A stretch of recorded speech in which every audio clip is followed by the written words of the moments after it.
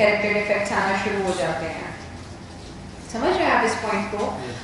یہاں پر بیٹھے ہوئے بہت سارے لوگ ایسے ہیں جنہوں نے نشہ تو کرنا کس وقت سے بہت وقتوں سے شروع کیا ہوتا ہے، مگر جب ان کی لائف مس مینج ہونا شروع ہوتی ہے وہ وقت جو ہے وہ عرصہ اتنا زیادہ نہیں ہوتا. 1-2 سال پہلے کی بات ہوتی ہے کہ ان کی فیملی کے سامنے بھی یہ چیزیں آ جاتی ہیں، ان کی لائف مس مینج ہونا شروع ہو جاتی ہے اور سو انہیں بہت ساری پرابلمس کا سامنا کرنا پڑتا ہے. تو اس کا مطلب یہ ہے کہ بیماری پیدا ہو جاتی ہے، اب وہ بیماری کے سائیکل میں اسٹک ہو جاتا ہے. مگر سائنس یہ بتا رہی ہے کہ جو کیریکٹر ڈیفیکٹس ہیں وہ نشہ استعمال کرنے کے وقت سے آنا شروع ہو گئے ہیں. اور پیشنٹس اس بات کو یہاں پر رہنمائی کریں گے اس چیز میں کہ جب آپ نشے کا استعمال کیا کرتے تھے ایون اسٹارٹ میں فرسٹ اینڈ سیکنڈ ٹائم جب آپ نے نشہ استعمال کیا ہوگا تو آپ نے کسی جھوٹ کا سہارا تو لیا ہی ہوگا، ایسا ہی ہے؟ یا آپ نے کوئی فیملی کو ڈاج تو کیا ہی ہوگا، کوئی بہانہ تو بنایا ہوگا آپ نے، مطلب جو بھی ہے آپ کو فرسٹ ٹائم بھی آپ نے جب استعمال کیا ہوگا تو وہ ڈیفیکٹس وہاں سے آنا شروع ہو جاتے ہیں. اور پھر اگین وہ والی بات ہے نا کہ آیا کہ یہ چیز نیگیٹو ہے بٹ وہ چیز آپ کے لیے اس وقت کارآمد تھی تو آپ اس کو ریپیٹیڈلی کرتے تھے. اور اسی پیٹرن میں آپ جب آئے تو ہوا یہ کہ وہ جو کیریکٹر ڈیفیکٹ، وہ جو ایک وقت میں آپ نے جھوٹ کا سہارا لیا، آپ نے جو ہے فیملی کو ڈاج کیا، آپ نے ان سے کوئی بہانہ کر دیا کہ آج میں گھر پر دیر سے آؤں گا کیونکہ میں گروپ اسٹڈی کر رہا ہوں، کیونکہ میں آج ایک میٹنگ نپٹا رہا ہوں، مجھے ایک میٹنگ کی پریزنٹیشن بنانی ہے. تو آپ نے جب وہ کام کیا تو اس کے بعد سے آپ نے اس کو ریپیٹیشن میں کرنا شروع کر دیا، اور کرتے کرتے کرتے کرتے وہ چیز آپ کی پرسنالٹی کا پارٹ بن گئی، آپ کے کیریکٹر کا پارٹ بن گئی، اور اس نے آپ کے کیریکٹر میں ڈیفیکٹس پیدا کر دیے. اور پھر بیماری جب پیدا ہوئی تو پھر اگین اسی کے ہی سائیکل میں ڈیفیکٹس کے بعد بیماری، بیماری کے بعد ڈیفیکٹس، اور اسی طرح سے پیشنٹس اس چیز میں اسٹک رہتے ہیں. اسی لیے ہم سیشنز میں گاہے بگاہے اس چیز کے اوپر بات کرتے رہتے ہیں کہ آپ لوگ مطلب پیشنٹس اپنے کیریکٹر ڈیفیکٹس کو آئیڈینٹیفائی کریں، کیونکہ جب تک آئیڈینٹیفائی نہیں کرتے، جب تک آئیڈینٹیفیکیشن نہیں ہوگی، جب تک وہ اس چیز کی شناخت نہیں کریں گے تب تک وہ اس کو بدلنے کے راستے پر بھی نہیں جائیں گے. کیونکہ جب تک ہمارے پاس ایک آئیڈینٹیفیکیشن نہیں ہوگی، ہمیں پتہ ہی نہیں ہوگا کہ مسئلہ ہے کہاں، تب تک ہم اس کے ڈائگنوسس اور اس کے ٹریٹمنٹ پر بھی نہیں جاتے.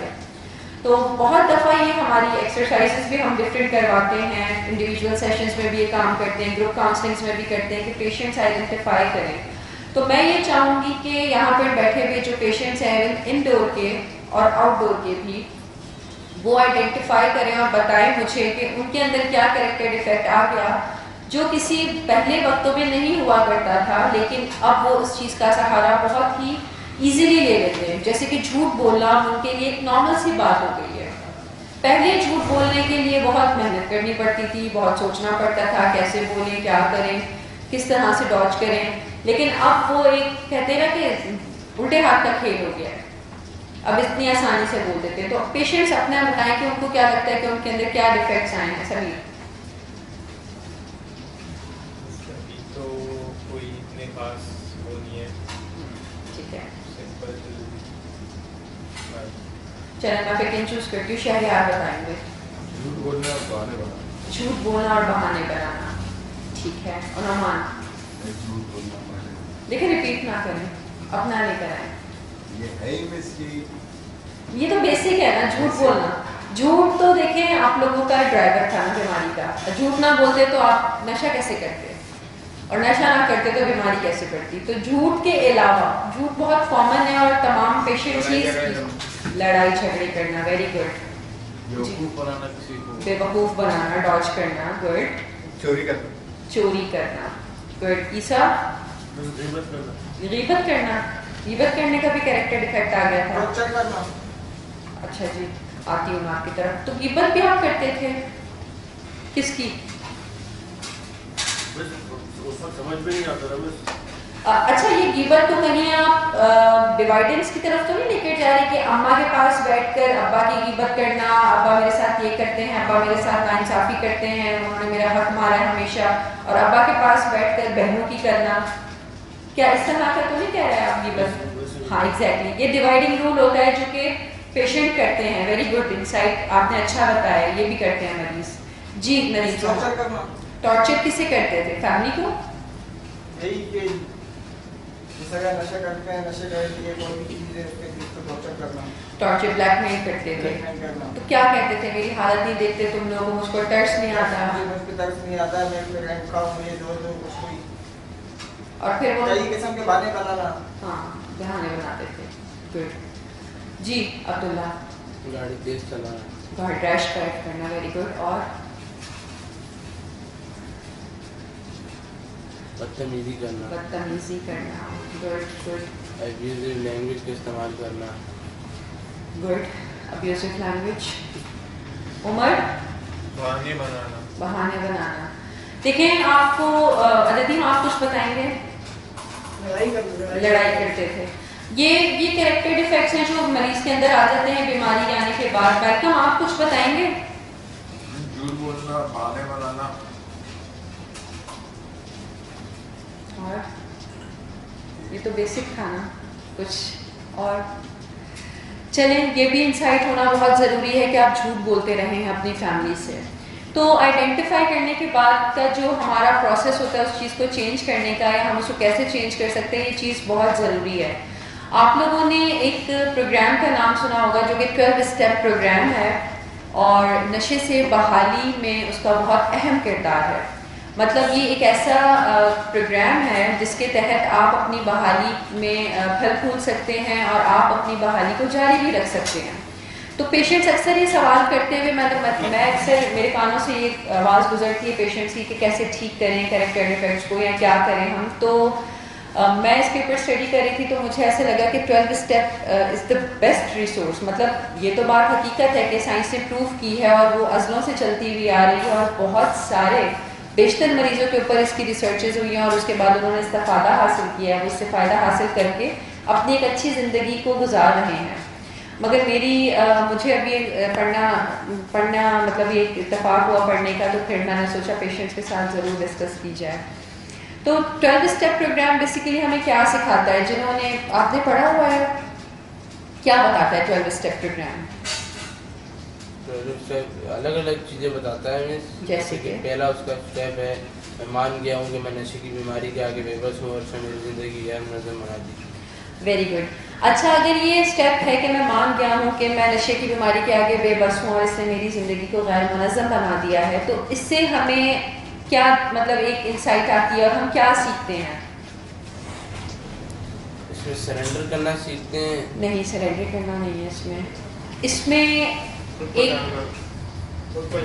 खुद को जानना नहीं। इसमें ऑनेस्टी का एलिमेंट भी आता है और पावरलेसनेस का भी। मतलब पहला वो जो पॉइंट है, जो फर्स्ट 12 स्टेप का जो फर्स्ट पॉइंट है, वो ये कहता है कि मैं पावरलेस हूँ, मैं बेबस हूँ नशे की बीमारी के आगे, क्योंकि उसने मेरी ज़िंदगी को गैर मुनज़्ज़म कर दिया है। असल में अगर देखा जाए तो मरीज़ इस चीज़ को एक्सेप्ट करने में बहुत वक्त लगा रहा होता है। वो जो अक्सर फैमिली से भी सुनी होगी ये बात, और हम पेशेंट से भी कहते हैं कि ये आपका डिनाइल है, ये आपका डिनाइल बोल रहा है और आप डिनाइल के ज़रिए असर ये बात कर रहे हैं। तो मरीज़ जो है एक लंबी एडिक्शन के बाद उसको डिनाइल से बाहर निकलने में बहुत वक्त लगता है, इस चीज़ को जानने में कि नशे की बीमारी ने मेरी लाइफ को पावरलेस कर दिया है, मेरी लाइफ को बिल्कुल डिसऑर्गेनाइज कर दिया है, मेरी लाइफ में कहीं पर भी कुछ भी अच्छा नहीं है और अब मैं उसके आगे बेबस हूँ। बेबस क्यों हो जाता है मरीज़? वो इस चीज़ को समझ नहीं पा रहा होता, जब तक एक्सेप्टेंस में नहीं आता। वो ये कहता है कि ये मेरे करने ना करने की चीज़ है। और यहाँ पर फैमिली से अपने मरीजों के मुंह से बात बहुत दफ़ा सुनी होगी कि ये आप लोग कौन से ट्रीटमेंट की बात करते हैं, कौन सा ट्रीटमेंट, किस चीज़ का ट्रीटमेंट, किस बात का ट्रीटमेंट, मैं तो बीमार हूँ ही नहीं, ये तो मेरे अपने करने या ना करने की चीज़ है। तो वो इस डिनाइल के ज़ेरे असर रहते हैं कि ये मेरे करने ना करने की चीज़ है। मगर जब वो 12 स्टेप प्रोग्राम पे आते हैं या जब वो एक्सेप्टेंस में आते हैं, तब उन्हें जाके ये पता लगता है कि मैं तो इस चीज़ के आगे पावरलेस हूँ। और वो फिर ऑनेस्टी के साथ, सिंसेरिटी के साथ अपने ट्रीटमेंट को एक्सेप्ट करता है। सबसे पहले जो एक्सेप्टेंस का लेवल है वो यही है कि आप ये एक्सेप्ट कर लें कि आपकी ज़िंदगी दरहम बरहम हो चुकी थी, आपकी लाइफ बिल्कुल डिसऑर्गेनाइज हो चुकी थी due to disease, due to addiction. ये मरीज़ के लिए बहुत ज़रूरी है। और 12 स्टेप प्रोग्राम का फर्स्ट स्टेप ही यही है कि आपने एक्सेप्ट करना है कि आपकी लाइफ डिसऑर्गेनाइज थी। تو آنیسٹی لانا بہت ضروری ہے. وہ جو ڈس آنیسٹی آپ کے اندر تھی, جھوٹ بولنا, بہانے بنانا, اب آپ کنیکٹ کر پا رہے ہیں کہ بیسک جب سٹارٹ ہوتی ہے, جب بیماری شروع ہوتی ہے تو بھی وہ جھوٹ سے ہوتی ہے, بہانے بنانے سے ہوتی ہے, اور جب علاج کا آغاز ہوتا ہے تو وہ آنیسٹی کے ساتھ ہوتا ہے. مطلب سب سے پہلے ہمیں ڈس آنیسٹی سے نکل کے آنیسٹی کی طرف آنا ہوتا ہے کہ ہم آنیسٹلی اس چیز کو ایکسیپٹ کرتے ہیں کہ میری لائف جو ہے وہ بیماری کی وجہ سے پاورلیس میں اس کے آگے ہو چکا ہوں, اور اس نے میری لائف کو برے طریقے سے ٹریپ کیا ہوا ہے. سمجھ رہے ہیں؟ دوسرا جو پوائنٹ ہے فرسٹ اسٹیپ کا, یقین آ گیا کہ کوئی بالا ترستی ہے جو مجھ نشے کے پاگلپن سے آزاد کروا دے. Very good. مجھے یقین آ گیا ہے کہ کوئی بالا تر ہستی ہے جو مجھے نشے کے اس پاگلپن سے آزاد کروا سکتی ہے, یا نشے کی اس بیماری کے چنگل سے آزاد کروا سکتی ہے. اس کے بعد آپ جو ہے اپنی فیتھ, اپنا ٹرسٹ ایک ہائر پاور کے اوپر رکھتے ہیں جو کہ آپ کو ٹھیک کر سکتے ہیں. ہائر پاور ہم سب جانتے ہیں کہ ہائر پاور کون ہے, اللہ کی ذات ہے. ٹھیک ہے, ہائیسٹ پاور وہی ہیں اور وہی شفا دیتے ہیں. ہم سب کچھ کر سکتے ہیں, ہم صرف ایفرٹس کرتے ہیں, لیکن جو ریزلٹس آتے ہیں وہ اللہ تعالیٰ کی طرف سے. مگر اس چیز میں فیتھ رکھنا اللہ کے اوپر اور ہائر پاور کے اوپر بہت ضروری ہے. یہ سکھاتا ہے اسٹیپ کہ آپ اپنا فیتھ کھو چکے تھے. مریض جو ہوتے ہیں وہ نشوں کی لائن پر آتے ہی کیوں ہیں, وہ نشے استعمال کرتے ہی کیوں ہیں؟ کیونکہ وہ لائف کے ایک فیز میں, ایک پوائنٹ پر اپنا فیتھ ٹرانسفر کر چکے ہوتے ہیں, اپنے یقین کو ٹرانسفر کر چکے ہوتے ہیں ایک ڈرگ کے اوپر. پیشنٹ کو ایسا لگتا ہے کہ ڈرگ نہیں ملے گا تو میں مر جاؤں گا, اور وہ اسی خوف میں مبتلا ہو کر وہ ریپیٹڈلی ڈرگس کرتا ہے, اور کہیں نہ کہیں اس کی حالت پھر ویسی ہوتی بھی ہے کیونکہ اس کا فیتھ ٹرانسفر ہو چکا ہوتا ہے. وہ فیتھ نہیں رکھتا. وہ فیتھ جب اس کا یقین, جب اس کا ٹرسٹ ایک ایسی انہیلدی آبجیکٹ پر آ جاتا ہے تو پھر اس کو کانسیکوینسز بھی انہیلدی ہی ملتے ہیں, نیگیٹو ہی ملتے ہیں. تو یہ 12 اسٹیپ کا سیکنڈ اسٹیپ آپ کو یہ بتاتا ہے کہ نہیں, کوئی ہائر پاور ہے جو آپ کو اس بیماری کے چنگل سے آزاد کروا سکتا ہے.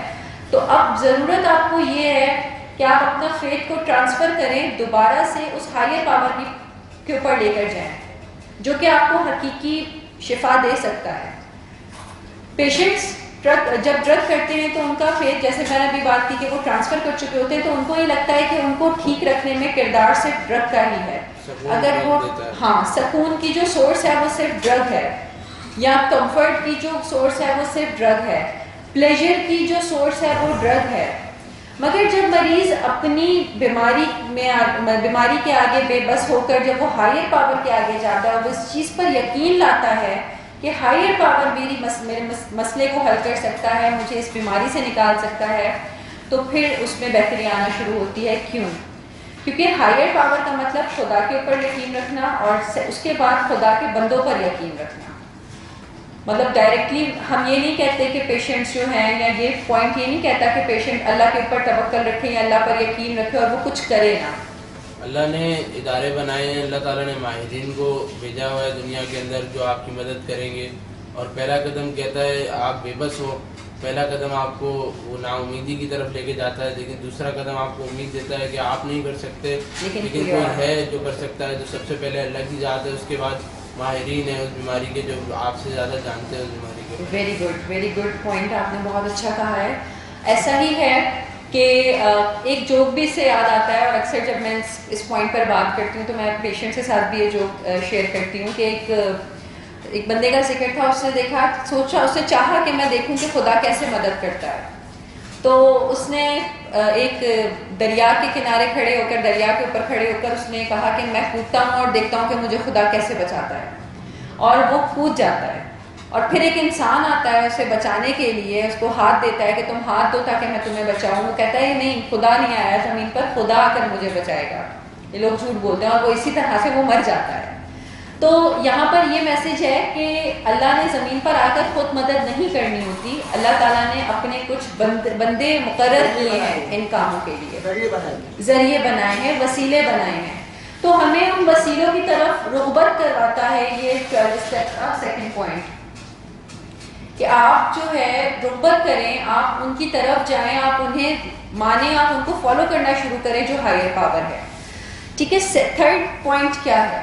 میں نے فیصلہ کر لیا کہ میں اپنی زندگی اور منزل بالا ترقی کے والے کا ہاں یہ ہے کہ جیسے کہ آپ سمجھتے ہیں کہ آپ اپنی آپ کی کوئی ہائر پاور ہے اور اب آپ اپنی زندگی کو اپنی مرضی کو اس کے حوالے کر رہے ہیں. یہ ول سرنڈرنس کے اوپر ہے کہ یہ جو پیشنٹ کو بہت مشکل آتی ہے اپنی ول کو سرنڈر کرنے میں, وہ یہ سوچتا ہے کہ کیسے میری وائف جو کہے گی میں نے ماننی ہے, میری امی جو کہیں گی اس عمر میں آ کے میں ان کی بات مانوں, میں اپنی بہن کے ساتھ آؤں جاؤں. تو اس کو یہ چیز بہت مشکل لگتی ہے. وہ اس لیے لگتی ہے کیونکہ اس نے پہلے کے 2 اسٹیپس فالو نہیں کیے ہوتے کہ ایکسیپٹ کرنا یا فیتھ لے کر آنا, وہ یہ چیز نہیں کرتا جس کی وجہ سے اس کو پرابلم کا سامنا کرنا پڑا ہوتا ہے. اور پہلے بھی دیکھیں آپ کہ آپ فیملی کے آگے یا اپنی لائف میں کہیں نہ کہیں سرنڈر نہیں کر رہے ہوتے, جس کی وجہ سے آپ ایڈکشن کی سائیکل میں اسٹک ہوئے ہوتے ہیں. تو 3rd اسٹیپ آپ کو یہ بتاتا ہے کہ you need to surrender yourself. اب آپ کو سرنڈر کرنے کی ضرورت ہے کس کے سامنے؟ آپ کی ہائر پاور کے سامنے, اور اس سے جڑے جو لوگ ہیں آپ کی مدد کر سکتے ہیں. اور ہائر پاور میں خدا کے بعد جو لوگ آتے ہیں وہ ماہرین ہوتے ہیں, آپ کے فیملی ممبرز ہوتے ہیں. آپ کو اپنی ول ان کو دے دینی چاہیے. مریض جب اپنی ول ٹرانسفر کر دیتا ہے اور سرنڈر کر دیتا ہے فیملی کے آگے, ادارے کے آگے, اپنے ماہرین کے آگے, تو وہ ان کے لیے بہتر فیصلہ کرتے ہیں. کیونکہ مریض کی جو مرضی ہے, جیسا کہ اس میں ذکر ہے کہ میں اپنی مرضی, وہ جو اس کی مرضی ہے وہ بیمار ہے کیونکہ اس کے دماغ کی ٹانگ ٹوٹ گئی ہے. بیماری نے اس کی مرضی کو برے طریقے سے ٹریپ کر لیا ہے, جس کی وجہ سے اب وہ جو بھی کام کرے گا اس کو کوئی خاطر خواہ نتائج نہیں ملیں گے. اس کی زندگی میں وہ جو بھی اب ڈیسیجنز لے گا تو بہتری نہیں آئے گی بلکہ بدتری آئے گی, اگر تو وہ خود ہی کرتا رہتا ہے سارے کام. بٹ ایٹ دا مومنٹ جب وہ سرنڈر کرتا ہے, جب وہ اپنی ول کو, اپنی مرضی کو ہائر پاور کے حوالے کر دیتا ہے, تو پھر اس کی زندگی میں بہتری آنا شروع ہوتی ہے اور پھر اس کو فروٹس ملنا شروع ہوتے ہیں. ساتھ ہی اس کے 4تھ پوائنٹ میں پوائنٹس کو ڈسکس کرنے کے بجائے میں چاہ رہی ہوں کہ ہم ان کے اوپر آئیں جو چیزیں ہمیں کرنی چاہیے. کہ سول سرچنگ بہت ضروری ہے. مطلب 12 اسٹیپ کا 4تھ پروگرام یہی کہتا ہے کہ آپ پورے طور پر آمادہ ہوتے ہیں اپنے کیریکٹر ڈیفیکٹس, اپنے اندر موجود فلاز کو آئیڈینٹیفائی کرنے کے لیے آمادگی کا اظہار کرتے ہیں. آپ سول سرچنگ کرتے ہیں کہ آپ کے اندر کیا فلاز ہیں جو بیماری کی وجہ سے پیدا ہوئے ہیں. اور اسی کا ایک چھوٹا سا ہم یوں کہہ لیں کہ ایک چھوٹی سی ایکٹیویٹی اور چھوٹا سا انیشیٹ ہم نے یہیں پر بیٹھے ہوئے کیا کہ پیشنٹس نے آئیڈینٹیفائی جو کیا کہ ان کے اندر کیا کیا ڈیفیکٹس آ چکے تھے بیماری کے بعد. انوینٹری رائٹنگ کرنے کا کہتا ہے قدم میں نے بغور اور بخوف سے اپنے مال کا جائزہ لیا. یہی چیز ہے کہ آپ اپنے جو آپ کے اندر فلاز ہوتے ہیں آپ ان کو آئیڈینٹیفائی کرتے ہیں, ریئلائزیشن کرتے ہیں کہ کیا کیا چیزیں آپ کے اندر ٹھیک نہیں ہیں, کون کون سے فلاز آ چکے ہیں بیماری کی وجہ سے, اور اب انہیں ٹھیک کرنے کی ضرورت ہے. تو civil searching is the most essential part کہ آپ اپنی اندر چھپی ہوئی جو آپ کے اندر ڈیفیکٹس ہیں ان کو سرچ آؤٹ کرتے ہیں, ان کو جانتے ہیں. اسی لیے انوینٹری کا ایک بہت امپورٹنٹ رول ہے. پیشنٹس کو یہاں پر یہ ٹاسک دیا جاتا ہے کہ وہ اپنی انوینٹری لکھیں, اور بہت سارے پیشنٹس ہیں یہاں پر لکھ بھی لے. تقریباً تمام پیشنٹس جو یہاں پر بیٹھے ہوئے ہیں وہ لکھ چکے ہیں, وہ اس پروسیس سے گزر چکے ہیں. اچھا, انوینٹری لکھنے سے لازمی یہ ہوا ہوگا کہ انہوں نے اپنی اندر چھپی ہوئی وہ عادتیں بھی جانی ہوں گی جو ان کے کانشیس لیول پر نہیں ہوں گی. فیملی کو بھی پتہ لگا ہوگا کہ ان کے اندر کیا کیا فلاز اب آ چکے ہیں, اور فیملی بھی پھر سپورٹ کرتی ہے ان کو اس چیز کو اوور کم کرنے میں. تو آپ 12 اسٹیپ پروگرام کے تحت یہ بھی کام کر سکتے ہیں اور کرتے ہیں کہ آپ سول سرچنگ کرتے ہیں. اچھا, یہاں پر سول سرچنگ کرنے کا یا اپنے فلاز کو جاننے کا کام یہی نہیں کہ آپ علاج میں رہتے ہوئے کریں. یہ کام آپ یہاں سے جانے کے بعد بھی کر سکتے ہیں اور کرنا چاہیے بھی. کہ آپ اپنے جب انوینٹری لکھتے ہیں, جب آپ اپنے بارے میں کچھ لکھتے ہیں, سوچتے ہیں, تو پھر آپ کے سامنے چیزیں ظاہر ہوتی ہیں کہ آپ کی یہ غلطی تھی جس کا نتیجہ یہ تھا, یا آپ نے اپنی لائف میں یہاں پر کچھ ایسا کیا جس کا پے بیک آپ کو اس صورت میں ملا. تو آپ کے سامنے بہت ساری چیزیں آتی ہیں. تو پیشنٹس کو میں یہی کہوں گی کہ ابھی جو یہاں سے جا چکے ہیں وہ اس چیز کو جاری رکھیں کہ اپنی ڈے ٹو ڈے انوینٹری لکھیں, تاکہ انہیں پتہ لگے کہ آج کے دن میں میری کیا پروگریس رہی ہے, آج کے دن میں نے کیا اچھا کیا ہے. اور کس چیز کو ضرورت ہے امپروو ہونے کی، کیونکہ امپروومنٹ کی کوئی حد نہیں ہے، کوئی لمٹ نہیں ہے. آپ کسی بھی حد تک اپنے آپ کو امپروو کر سکتے ہیں. تو آپ کو ڈے ٹو ڈے انوینٹری لکھنے کی بہت ضرورت ہے، اور آپ کو لکھنی بھی چاہیے، اسپیشلی انیشیل ڈیز میں، جو ابھی نیکسٹ 100 ڈیز ہوتے ہیں ٹریٹمنٹ کے بعد. اس میں آپ جب انوینٹری رائٹنگ کرتے ہیں تو آپ اپنی ریکوری کو میجر کرتے ہیں، آپ کمپیئر کرتے ہیں اپنے آپ کو کہ آپ کل کیا تھے، گزرے ہوئے کل میں آپ کی پرفارمنس کیسی تھی اور آج آپ کی پرفارمنس کیسی ہے. اور اسی طرح آپ آنے والے دن کے لیے کچھ ٹاسک بھی سیٹ کرتے ہیں کہ یہ کام کر کے میں اپنے آپ کو اور بہتر کر سکتا ہوں، اپنی ریکوری کو اور زیادہ بہتر کر سکتا ہوں. مریض کو ٹھیک ہونے کے لیے یہ دو چیزیں یعنی بہت اہم ہے. اگر مریض ان دو چیزوں پر اپنا فوکس کرتا ہے اور اپنی توجہ لے کر آتا ہے اور ان پہ کام کرتا ہے ڈیورنگ این انڈور ٹریٹمنٹ، تو مریض کے ٹھیک ہونے کا چانس اور وہ جو اس کے ٹھیک ہونے کا یعنی پروسیس ہے وہ سموتھ ہوتا ہے. جس میں سے ایک چیز یہ ہے کہ وہ اپنی مرضی کو سرنڈر کرے اور وہ صحیح معنوں میں آنیسٹی کے ساتھ اپنی مرضی کو سرنڈر کرے، نہ کہ وہ کوئی ڈس آنیسٹی کا مظاہرہ کرے یا پھر وہ اس کے دل و دماغ میں کوئی بددیانتی ہو. کیونکہ جب تک مریض اپنے ساتھ آنیسٹ نہیں ہوگا وہ اپنی ہیلپ نہیں کر سکے گا. سو مریض کا آنیسٹ ہونا اور آنیسٹی کے ساتھ اپنی مرضی کو سرنڈر کرنا، اس کانسیپٹ کو سامنے رکھتے ہوئے آپ میں سے کوئی رہنمائی کرے گا میں کس کانسیپٹ کی بات کر رہا ہوں؟ یعنی مریض اپنی مرضی کو سرنڈر کرے، اس کانسیپٹ کو سامنے رکھتے ہوئے جو اسے ہیلپ کرتا ہے علاج کے پروسیس میں. میں کس کانسیپٹ کی بات کر رہا ہوں؟ کوئی گیس کرے گا کہ کس کانسیپٹ کو سامنے رکھتے ہوئے مریض اپنی مرضی کو سرنڈر کرے؟ کہ میں نے بحالی میں رہنا ہے. یہ کہ اس نے اپنی زندگی میں بہت ساری تباہی کی ہے، اگر اس نے اپنے خود میں سچا ہوگا تو وہ یہ چیز جان لے گا. Come to believe that a power greater than ourself could restore us to sanity. مجھے یقین آ گیا ہے کہ کوئی بالا تر ہستی ہے جو مجھے نشے کی اس بیماری کے پاگل پن سے، جو مجھے نشے کی اس بیماری کے چنگل سے آزاد کروا سکتی ہے. اس یقین کے ساتھ، اس اعتماد کے ساتھ اپنی مرضی کو سرنڈر کرنا ہے. اگر مریض کا پیراڈائم یہ ہے کہ ٹھیک تو میں نہیں ہونا ہے اور میں ٹھیک ہو گیا ہوں اور اب یہ لوگ زبردستی کر رہے ہیں، جبر کر رہے ہیں، تو چلو ٹھیک ہے اب ہو جائیں یہ خوش، تو اس سے مریض مرضی تو سرنڈر کر دیتا ہے مگر اس کو سکون نہیں ملتا، اس کو پیس آف مائنڈ نہیں ملتا، وہ بدسکونی میں رہتا ہے جس سے اس کے موڈ و مزاج بھی پھر اتار چڑھاؤ کا شکار ہوتے ہیں. تو مرضی کو سرنڈر کرنا علاج کے پروسیس کو سموتھ بناتا ہے. مرضی کو سرنڈر کرنا مریض کی بحالی کو ایشور کرتا ہے کہ مریض بحالی میں آئے گا. بٹ مرضی کو سرنڈر کرنا اس کنسیپٹ کے ساتھ ضروری ہے جو اس سے پہلا ہی سٹیپ ہے کہ come to believe that a power greater than our self could restore us to sanity, کہ کوئی بالا تر ہستی ہے جو مجھے بیماری کے اس چنگل سے آزاد کروا سکتی ہے. وہ ایک بڑی بالا تر ہستی تو اسپرچول ہائی پاور ہے، گاڈ کی ذات ہے، جو یقین جو یعنی کہ ہمیں اس پرابلم سے نکالے گی.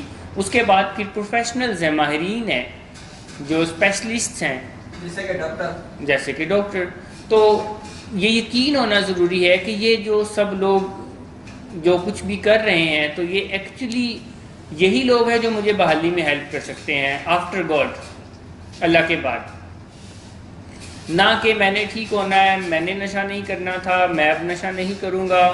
تو اس سے پھر مریض ایک میں نے ہی دیکھا ہے کہ جن مریضوں کے اندر یہ کانسیپٹ نہیں کلیئر ہوتا، بس وہ مرضی سرنڈر کرتے ہیں، تو وہ پھر ایک ان کے دماغ میں ایک عجیب سا جو ہے بونچال سا رہتا ہے، ایک بدسکونی سی رہتی ہے، کنفیوژن سی رہتی ہے، جس کے اثرات ان کے چہرے پر بھی آتے ہیں، ان کے لفظوں میں بھی آتے ہیں، ان کی روٹین میں بھی آتے ہیں، ان کی باتوں میں بھی آتے ہیں. تو میں چاہوں گا کہ مریض اس کانسیپٹ کو لازمی سمجھیں کہ انہوں نے اپنی مرضی کو سرنڈر اس کانسیپٹ کو ڈائجسٹ کرنے کے بعد کرنا ہے.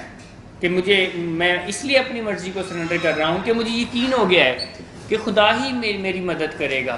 میں اس لیے اپنی مرضی کو سرنڈر کر رہا ہوں کہ مجھے یقین ہو گیا ہے کہ خدا کے بعد مجھے ماہرین ہی مدد کریں گے، اور وہ جو ایک سٹرکچر ہے، وہ جو ایک پورا پروگرام ہے، میں نے اس کو فالو کرنا ہے، میں نے اس میں رہنا ہے، کیونکہ مجھے سٹرکچر اور پروگرام ہی بحالی کی طرف لے کر جائے گا. تو پھر مریض کے لیے علاج کے جتنے بھی فیصلے ہیں ان کو قبول کرنا، ان کو ماننا آسان ہوگا. پھر اس کے بعد جو دوسرا پوائنٹ ہے کہ مریض ڈیورنگ این انڈور ٹریٹمنٹ لازمی آئیڈینٹیفیکیشنز کرے کہ اس بیماری نے میری زندگی کے کس کس پہلو کو متاثر کیا. میری پرسنل لائف میں کیا خرابیاں پیدا ہوئی، میری فیملی لائف میں کیا خرابیاں پیدا ہوئیں، میری پرسنالٹی میں کیا خرابیاں پیدا ہوئی، میری عادتوں میں کیا خرابیاں پیدا ہوئی. مریض ان چیزوں کی آئیڈینٹیفیکیشن ضرور کرے، اور پھر آئیڈینٹیفیکیشن کرنے کے بعد ان کو کریکٹ کرے. جیسے کہ میں رینڈملی بات کر رہا ہوں، ہر مریض کے لیے مختلف ہو سکتا ہے کہ جب کوئی شخص اس نشے کی بیماری میں آتا ہے تو ڈیو ٹو دس ڈیزیز، کیونکہ یہ اس بیماری کی علامتیں ہیں، اس کے اندر جھوٹ آ جاتا ہے، اس کے اندر ڈس آنیسٹی آ جاتی ہے، اس کے رویے خراب ہو جاتے ہیں، اس کی ترجیحات بدل جاتی ہیں، وہ بدتمیزی کرنے لگ جاتا ہے. تو اگر ایک پیشنٹ اپنے ان تمام فیکٹرز کو ریہیبلیٹیٹ نہیں کرتا تو یہ بھی پھر ایک رکاوٹ بنتی ہے. اس سے بھی اس کی بحالی جو ہے وہ سیبوٹیج ہوتی ہے اور اس کی بحالی متاثر ہوتی ہے. تو مریض کو لازمی اس چیز پہ بھی اپنے ڈیورنگ این انڈور ٹریٹمنٹ ہی کام کرنا چاہیے، ان کی آئیڈینٹیفیکیشن کرنی چاہیے کہ اس بیماری نے میرے کون سے رویے خراب کیے، میری کون سی عادتیں خراب کی، میرے سوشل سرکل میں کیا خرابیاں لے کر آئی، میری روٹین میں کیا خرابیاں لے کر آئی، تاکہ پھر وہ انہیں یہیں رہتے ہوئے کریکٹ کرے اور پھر وہ بحالی کے پروسیس کو آگے لے کر چلے. اور اگر وہ نہیں کرتا تو اس سے پھر اسے مشکلات آتی ہیں. وہ بحالی کا جو آؤٹ ڈور کا پروسیس ہے اس میں اس کو بہت زیادہ کریونگ ہوتی ہے اور بہت زیادہ اس کے موڈ اپس اینڈ ڈاؤن کا شکار ہوتے ہیں، کیونکہ وہی کریکٹر ڈیفیکٹ اس کو بار بار ٹریگر کرتے ہیں. سو اس لیے یہ جو 2 پوائنٹ ہیں یہ بہت اہم ہے علاج کے اندر، کہ مریض اپنی مرضی کو لازمی سرنڈر کرے، مگر اس کانسیپٹ کو انڈرسٹینڈ کرنے کے بعد سرنڈر کرے کہ کوئی بالا ترستی ہے جو میری مدد کر سکتی ہے، جو مجھے نشے کی اس بیماری کے پاگل پن سے آزاد کروا سکتی ہے، اور وہ سرنڈر کر دے کہ جی اب جو ماہرین فیصلہ کریں گے. میں نے یہ دیکھا ہے کہ جتنا جلدی مریض یہ سرنڈر کرتا ہے اور اس بات کو ایکسیپٹ کرتا ہے اتنی جلدی اس میں بحالی آتی ہے. اور میں نے یہ بھی دیکھا ہے کہ اس کے اندر اتنی سپیڈی بحالی آتی ہے، اس کی بحالی کی جو سپیڈ ہوتی ہے وہ کافی تیز ہوتی ہے بنسبت ان مریضوں کے جو اس کشمکش میں رہتا ہے کہ میں تو بیمار ہی نہیں تھا، میں تو ٹھیک تھا، میرا مسئلہ اتنا نہیں تھا، میرا مسئلہ اتنا تھا. تو اس سے اس کی بحالی ڈیلے ہو جاتی ہے، رک جاتی ہے، دیر سے ہوتی ہے. سو یہ ایک چیز بہت اہم ہے. اسی کے ساتھ ساتھ ایک اور چیز میں آپ کو بتانا چاہوں گا کہ یہ اس دنیا کا قانون ہے کہ اس دنیا میں جس طرح کے بھی ہمارے رویے ہوتے ہیں، جس طرح کی بھی ہماری جو بھی عادتیں ہم اپناتے ہیں، جو ہم رویے اپناتے ہیں، وہ نشو و نما پاتے ہیں. یعنی جو بھی آپ عادتیں اپنا رہے ہیں، جو آپ رویے اپنا رہے ہیں، انہوں نے نشو و نما پانا ہے، یعنی انہوں نے پھلنا پھولنا ہے. تو ہمیں اپنی عادتوں کا جو گراف ہے، ہمیں اپنی عادتوں کی جو چوائسیز ہے، ہمیں اپنے رویوں کی جو چوائسیز ہے ان کو بہت سوچ سمجھ کے کرنے کی ضرورت ہے. کیونکہ جو رویہ آپ اپنا رہے ہیں گریجولی اس نے پروگریس کرنا ہے. جو عادت آپ اپنا رہے ہیں گریجولی اس نے پروگریس کرنا ہے. اور یہیں پر والدین اور جو کنسرنڈ ہوتے ہیں، جو فیملی ممبرز ہوتے ہیں، یہ بات ان کے لیے بھی بڑا اہم ہے کہ وہ بچے کے یا اپنے مریض کے کس رویے کو ایکسیپٹ کر رہے ہیں. کیونکہ جس رویے کو بھی وہ ایکسیپٹ کر رہے ہیں، ان another word وہ اس رویے کو پھلنے پھولنے کی اجازت دے رہے ہیں.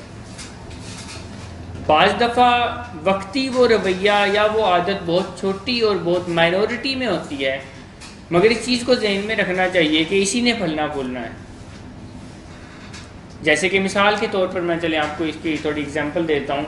مثال کے طور پر بعض دفعہ مریض کا بہت چھوٹا سا مس بیہیویئر ہوتا ہے, بدتمیزی ہوتی ہے, اور ہم کہتے ہیں کہ چلے کوئی بات نہیں, ہم اسے ایکسیپٹ کر لیتے ہیں, اور پھر آہستہ آہستہ کچھ دنوں کے بعد اس سے تھوڑا بڑا, پھر کچھ دنوں کے بعد اس سے تھوڑا بڑا, پھر کچھ دنوں کے بعد اس سے تھوڑا بڑا, اور پھر اس پوائنٹ پر مریض ہمیں لے جاتا ہے جو کہ ان ایکسیپٹیبل ہوتا ہے, جو قابل قبول نہیں ہوتا, اور پھر جو ہمارے لیے قدم اٹھانا ہوتا ہے وہ مشکل ہوتا ہے.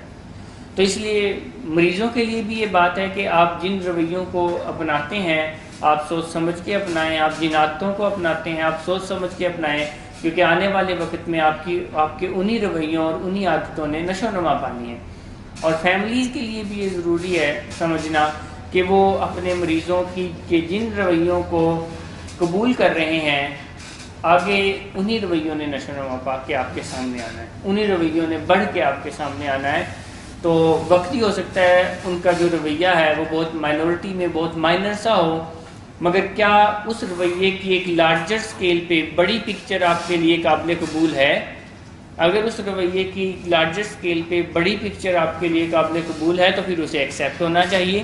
مگر آپ کہتے ہیں کہ نہیں اتنی سی تو خیر ہے, یہی ہوتا ہے نا جنرلی کہ نہیں اتنی سی تو خیر ہے, اتنی سی بات اس میں تو کوئی وہ نہیں ہے, تو پھر آپ مینٹلی تیار رہیں کہ آگے بڑی بات نکلے گی, آگے بڑا مسئلہ آئے گا. سو یہ ایک جنرل سا رول ہے اس دنیا کا کہ اس دنیا میں ساری چیزیں پھلتی پھولتی ہیں, پرورش پاتی ہیں, نشو و نما پاتی ہیں, بڑھتی ہیں. تو ہمیں اپنی زندگی میں انہی چیزوں کو پھلنے پھولنے یا آنے دینا ہے جن کو ہم نے پھلنے پھولنے دینا ہے, اپنے اندر بھی اور اپنی سراؤنڈنگ میں جو لوگ ہیں ان کے اندر بھی. اور اگر اپنی سراؤنڈنگ میں لوگوں کی کچھ عادتیں ایسی ہیں جن کو بڑے اسکیل پر آپ قبول نہیں کر سکتے مگر آپ ابھی کیونکہ چھوٹے اسکیل پر ہیں اور آپ کہتے ہیں کہ نہیں چلو اتنی سی میں کوئی بات نہیں ہے, تو پھر تیار رہیں کہ یہ بات بڑھے گی, یا تو اس کو ابھی حل کر دیا جائے نہ کہ بڑھنے کے بعد حل کیا جائے, کیونکہ بڑھنے کے بعد حل کرنا مشکل ہے. جیسے ابھی سر بات کر رہے تھے کہ جن چیزوں کے اوپر جو عادتیں ہم اپناتے ہیں وہ پھلتی پھولتی ہیں, بالکل ایسا ہی ہے. اس کا مطلب یہ بھی ہے, یا اس کا اگر ہم دوسرے ورڈس میں بات کریں کہ جن چیزوں کے اوپر ہم اپنا فوکس لے کر آتے ہیں وہ بھی پھلتی پھولتی ہیں. تو due to disease, due to addiction patients میں جن چیزوں کے رجحانات بڑھ چکے تھے اور جن چیزوں میں وہ پھل پھول رہے تھے وہ بیماری تھی اور بیسیکلی انہیلدی ایک لائف اسٹائل تھا جس میں وہ رہ رہے تھے. تو آپ اپنے لائف اسٹائل کو چینج کرنے کے لیے, اپنی عادات کو بہتر کرنے کے لیے ضروری یہ ہے کہ پیشنٹس ان عادتوں کو پک کریں, شارٹ لسٹ کریں اور اپنی لائف میں شامل کریں جو ان کو بحالی میں مدد دیتی ہیں. اور اس میں اگین فیملی بھی ان کی ہیلپ کر سکتی ہے, ان کے پروفیشنلز بھی ان کی ہیلپ کر سکتے ہیں, اور ہم ریڈی ہوتے ہیں پیشنٹس کی ہیلپ کرنے کے لیے کہ پیشنٹ کی طرف سے یہ چیز آنی چاہیے, جیسچر آئے. ہم اس چیز کو بہت اپریشیٹ کرتے ہیں کہ اس کے اندر عاجزی پیدا ہو کہ وہ سیکھنا چاہے چیزوں کو, وہ لرننگز حاصل کرے, وہ ہر آنے والے دن کے ساتھ کوئی ایسی چیز اپنی نالج میں شامل کرے جو اس کو بحالی میں رہنے میں مدد کرتی ہے, جو اسے بحالی میں پھیلاتی ہے اور پھلاتی ہے. جیسے کہ اگر فار ایگزامپل پیشنٹ جیسے پہلے ڈیزیز میں تھا تو وہ تمام کام وہی کرتا تھا جس سے بیماری بڑھتی تھی. اب اس چیز کو ریپلیس کرنے کے لیے ضروری ہے کہ پیشنٹ ہیلدی ایکٹیویٹیز کو اپنی لائف میں شامل کرے, کیونکہ پیشنٹ یہ جو اکثر بات کرتے ہیں یہاں سے جانے کے بعد, اور جو پیشنٹس یہاں پر بیٹھے ہوئے ہیں وہ تقریباً جانے کے قریب ہی ہوتے ہیں, تو ان کے لیے بہت ضروری ہے کہ وہ اپنی روٹین کو مینیج کریں اور اس میں ایسی چیزوں کو شامل کریں جو آگے انہیں فائدہ دے گی اور ان کو ایک بہتر زندگی کی طرف لے کر جائیں گی. تو پیشنٹس کو چاہیے کہ وہ عاجزی کے ساتھ اس چیز کے لیے تیار رہیں, وہ عاجزی کے ساتھ ان سب چیزوں کو سیکھیں جو ان کی زندگی میں بہتری لا سکتی ہیں, اور ہائر پاورز بھی جو ہے اس چیز کے لیے ان کو انیبل کرتے ہیں, اس چیز کے لیے ان کو اپریشیٹ کرتے ہیں کہ وہ زیادہ سے زیادہ ایسی چیزوں کو اپنی زندگی میں شامل کریں. میرا آپ سب سے ایک سوال ہے, اگر ایک مریض ڈیورنگ این انڈور ٹریٹمنٹ, یعنی وہ ہمارے پاس ہے, داخل ہے, ایڈمیٹڈ ہے, اور اسے کوئی غصہ نہیں آ رہا، اس کا رویہ بھی ٹھیک ہے، وہ بہت اچھے سے رہ رہا ہے، مگر جیسے ہی وہ گھر جاتا ہے تو پھر 2-4 دن کے بعد اس کو غصہ بھی آنے لگ جاتا ہے، وہ رویے بھی خراب کرنے لگ جاتا ہے. تو میرا جو سوال ہے آپ سب سے وہ یہ ہے، اس کا کیا مطلب ہے؟ ادھر فیکنگ کر رہا تھا.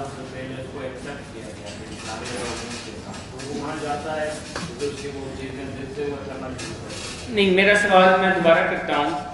میرا سوال یہ ہے کہ اگر ایک مریض، اب تھوڑا میں اور یعنی ایلیبوریٹ کر کے کرتا ہوں، اگر ایک مریض داخل ہے اور اس کو داخل ہوتے ہوئے کوئی غصہ نہیں آتا، نہ وہ ہمیں کوئی ہارم کرتا ہے، نہ وہ فیملی میں کسی کو ہارم کرتا ہے، نہ وہ ہمیں ہارم کرتا ہے، نہ اپنے آپ کو کوئی نقصان پہنچاتا ہے، بڑے اچھے طریقے سے، بہت بیبا بچہ، اس سے اچھا کوئی نہیں ہے، بن کے رہتا ہے، اور گھر جانے کے بعد وہ جو ہے بدتمیزی کرنے لگ جاتا ہے ماں باپ کے ساتھ، بیوی کے ساتھ، یا کسی کے ساتھ جو بھی اس کے ساتھ گھر میں ہے، اور غصہ کرتا ہے، تو کیا یہ اس کے اندر کا مسئلہ ہے؟ یعنی کیا وہ جو غصہ بیماری کی وجہ سے ہے، یا یہ اس کا کوئی سمجھے کہ اظہار کرنے کا، بات منوانے کا طریقہ کار ہے؟ وہ اپنی برعکس نکل رہا ہوتا ہے کہ آپ لوگ نے ہمیں کیوں ایڈمٹ کیا. اچھا، اور کوئی بتائے کیا؟ نا اس کی عادت ہے، وہ اس طرح سے منواتا تھا، اور اس طرح سے جس طرح آپ یہاں اس کو ٹھیک کرتے ہو، وہ ایک ایسپیکٹ دماغ میں اس کو تھا کہ میں ایسا کروں گا تو یہاں سے یہ جواب آئے گا، اس کو پتہ ہے. لیکن وہ گھر میں جا کے وہ گھر والوں سے، فیملی والوں سے اس کو وہ پرانی توقعات نہیں ہے، وہ یہ توقع نہیں کرتا کہ اس طریقے سے.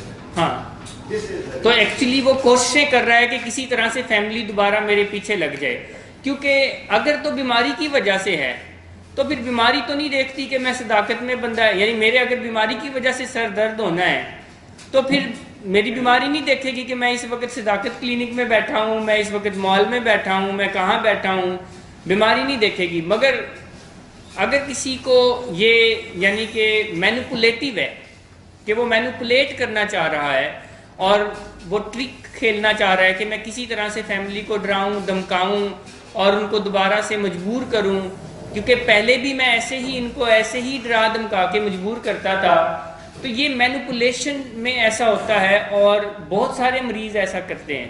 تو میں فیملیز کے لیے یہ بات کر رہا ہوں کہ اس وقت اس بات کو انڈرسٹینڈ کرنا چاہیے کہ یہ بیماری نہیں، مریض کی مینیپولیشن ہے، اور وہ مینیپولیٹ کر رہا ہے، اور یہاں بہت زیادہ ضروری ہو گیا اور فرض ہو گیا ہے کہ اس کو علاج میں رہنا چاہیے، اور اس کے لیے انتہائی قدم بھی اٹھانا چاہیے. اور مریض کہتا ہے کہ جی بس مجھے غصہ آ گیا، اور میں بعض دفعہ کہتا ہوں اور دل میں بھی ایسا سوچتا ہوں کہ بڑا عجیب غصہ ہے، یہ صداقت میں کیوں نہیں آتا؟ کیونکہ اگر غصہ بیماری کا غصہ ہے تو پھر صداقت میں بھی آنا چاہیے، کیونکہ بیماری تو نہیں دیکھتی کہ کون کہاں ہے. جیسے سر درد کی اگزامپل دے رہا ہوں، شوگر کی اگزامپل دے رہا ہوں، یا کسی اور چیز کی اگزامپل لیں. بیماری نہیں دیکھتی کہ بندے کا محلے وقوع کیا ہے. محلے وقوع مینیپولیشن دیکھتی ہے کہ جی یہاں ابھی جو محلے وقوع ہے، یہاں میں لوگوں کو ڈھیر کر سکتا ہوں، لوگوں کو ڈرا دھمکا سکتا ہوں، تو پھر محلے وقوع کیونکہ سپورٹیو ہے تو ویسے کرنا شروع کر دیا. اور جہاں دیکھا کہ نہیں یہاں محلے وقوع سپورٹیو نہیں ہے، یہاں یہ کرنے سے معاملات خراب ہوں گے، تو پھر خراب کر دیا. سو یہ جو مینیپولیشن ہے، میں اس کا ذکر اس لیے کر رہا ہوں کہ جب تک مریض مینیپولیشن کو نہیں ختم کرتا وہ اپنی مدد نہیں کر سکتا، وہ اپنے علاج کو آگے نہیں بڑھا سکتا. اس کا مطلب یہ ہے کہ still he is running in denial, اور وہ جو ڈینائل میں رن کر رہا ہے تو وہ کسی بھی وقت اپنے علاج کو نقصان پہنچائے گا. اور اسے چاہیے کہ یہ جو پہلے 4 سٹیپ ہیں ان کو اچھے سے رٹا لگائے، یعنی یہ جو پہلے 4 سٹیپ ہیں ان کو بہت اچھے سے رٹا لگائے کہ میں مان گیا ہوں کہ میں نشے کی اس بیماری کے آگے بے بس ہوں اور اس نے میری زندگی کو غیر منظم بنایا ہے. مگر مریض جب ڈینائل میں ہوتا ہے تو کیا کہتا ہے؟ آپ میں سے کوئی میری ہیلپ کرے گا؟ جب ڈینائل میں ہوتا ہے تو کیا کہتا ہے؟ میں بتاتا ہوں. جی کیا؟ اچھا ہوا میں نشوں میں تھا. اچھا ہوا میں نشوں میں تھا، یا کہتا ہے کہ میں مان گیا ہوں کہ اس علاج نے میری زندگی کو بڑا تباہ کر دیا ہے، اور اس علاج میں کہاں مجھے آپ نے پھنسا دیا ہے، اس کی وجہ سے مجھے یہ ہو گیا ہے، اس کی وجہ سے مجھے وہ ہو گیا ہے. یہ قید ہے، یہ قید ہے، یہ ایسے ہے، آپ نے میرے اوپر، جیسے ندیم نے بھی بات کی، آپ نے میرے اوپر بڑا ظلم کیا، مجھے کہاں پھنسا دیا.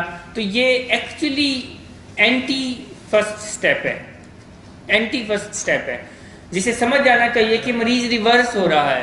جی جی جی سر. میرے ساتھ ہو رہا ہے، پتہ نہیں کیوں. نہیں، میں بتا تو رہا ہوں کہ آپ کے ساتھ اس لیے ہو رہا ہے کہ آپ کو پتہ ہے کہ کہاں غصہ چلے گا. آپ تھوڑا بتانا چاہیں گے رات جو کچھ ہوا، اگر آپ کے ساتھ ہی تھوڑا میں نے گھر میں کیا تھا. کیا کیا تھا؟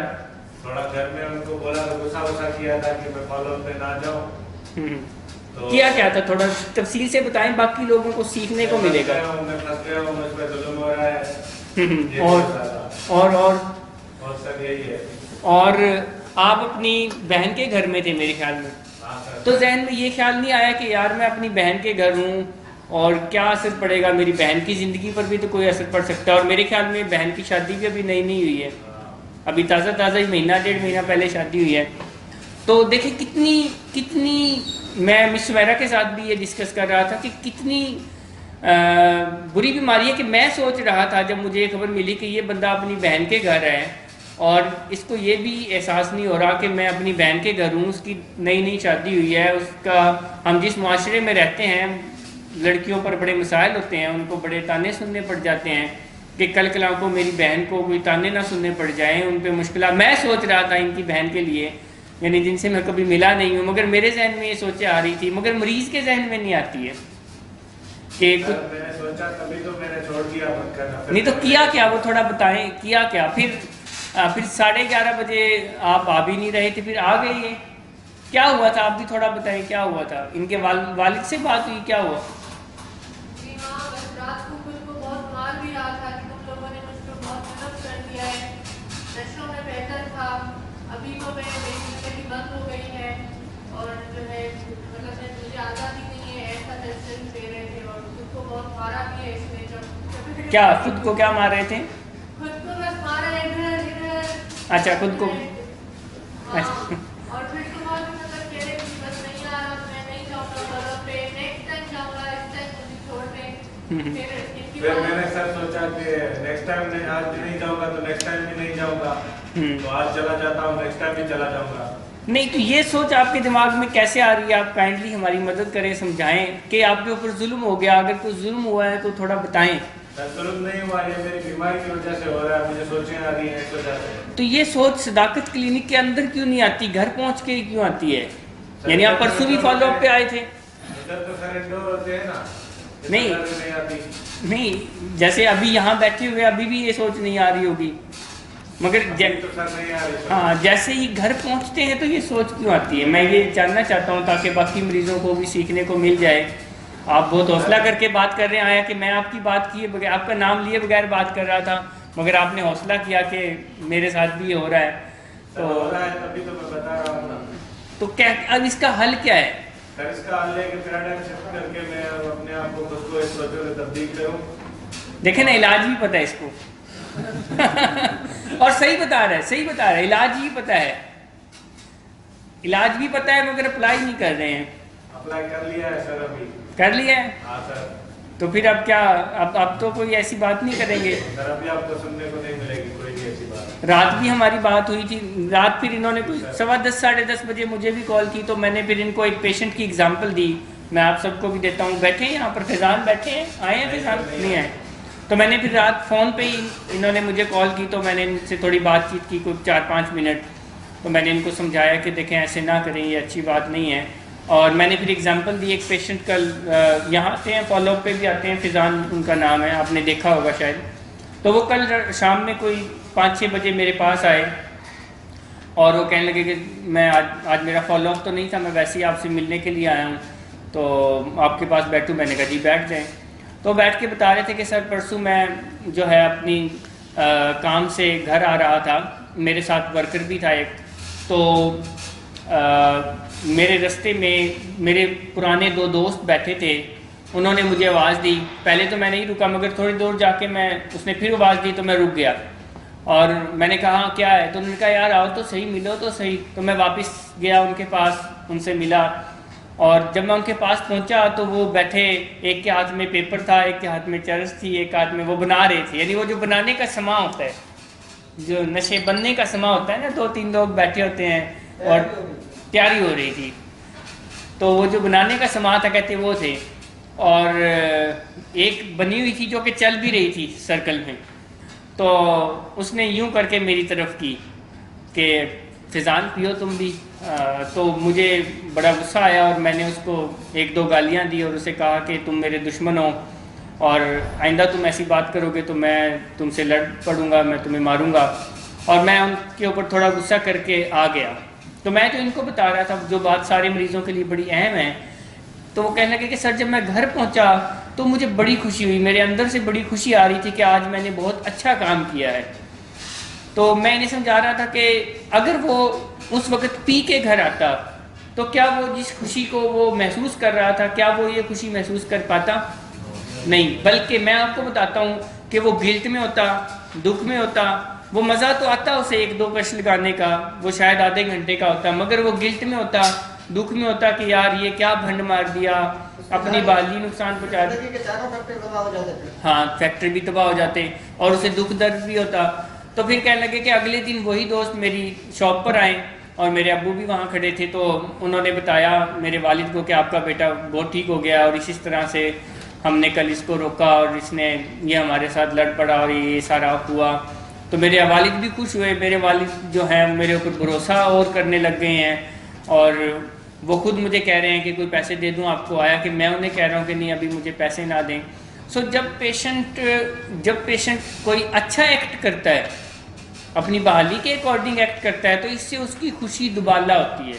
مگر اگر وہ اپنی بحالی کو توڑتا ہے تو وقتی ہو سکتا ہے اس کو تھوڑا سا بہت معمولی سا مزہ آتا ہو، مگر میں نے کتابوں میں بھی یہ پڑھا ہے کہ پھر وہ گلٹ میں جاتا ہے، دکھ میں جاتا ہے، اور پھر اس گلٹ اور دکھ کو وہ ختم کرنے کے لیے کیا کرتا ہے؟ اور نشہ، اور نشہ، اور پھر اور گلٹ، اور پھر اور نشہ، اور اس طرح وہ ایک گلٹ کے سائیکل میں گھومنے لگ جاتا ہے. تو سمیر بھی انفارچونیٹلی اس وقت جو ہے پہلے سٹیپ کو توڑے ہوئے ہیں اور وہ سمجھتے ہیں کہ علاج نے میری زندگی تباہ کر رہی ہے، مگر اصل میں بیماری ان کی زندگی کو تباہ کر رہی تھی. بیماری نے ان کی زندگی کو ان مینیج کیا ہوا تھا. اگر سمیر بتانا چاہیں تو جب آپ بیماری میں تھے تو کیا حالات تھے، آپ تھوڑا بتانا چاہیں گے؟ کہ میرے چاروں فیکٹر تباہ تھے. اور کیا؟ میں ماں باپ سے لڑتا تھا، گھر میں توڑ پھوڑ کرتا تھا، سارا دن وائف پہ شک کرتا تھا. تو سر یہ چیزیں تھی میرے. اور مجھے یاد ہے کہ ایک دفعہ آپ کی وائف نے ہی مجھے کال کی تھی جب ابھی آپ علاج میں نہیں تھے، تو یہ مجھے سارا سین بتا رہی تھی اور کہ شیشے توڑے ہوئے ہیں، اپنے آپ کو ڈیمیج کر رہا ہے، دوسروں کو ڈیمیج کر رہا ہے. اور سر جو ہے میں جب بھی آئس پیتا تھا نا مجھے یہ لگتا تھا کہ میرے اوپر کسی نے شیشے پھینکے ہوئے ہیں، کوئی شیشے پھینکتا ہے میرے اوپر. تو میں سر ان کو بھی بتاتا تھا کہ سکندر نے میرے اوپر شیشے پھینکے ہیں یا کسی اور نے میرے اوپر شیشے پھینکے ہیں. تو یہ حالات تھے میرے اوپر. خون بھی نکالتا تھا باڈی سے کہ یہ دیکھو تم لوگوں کو شیشے نظر نہیں آ رہے، پھر ایسے میں اپنی اسکن کھینچتا تھا تو اس میں خون بھی نکل رہا تھا. اور واش روم میں 4-4 گھنٹے کھڑے رہتا تھا، مطلب ایک ہی جگہ پہ کھڑے رہتا تھا اور پتہ نہیں کیا باتیں کرتا تھا اور چلاتا تھا کہ چھوڑو مجھے کیوں آئے ہو میرے سے، حالانکہ وہاں پہ کوئی ہوتا نہیں تھا. ایسی حالت ہو رہی تھی.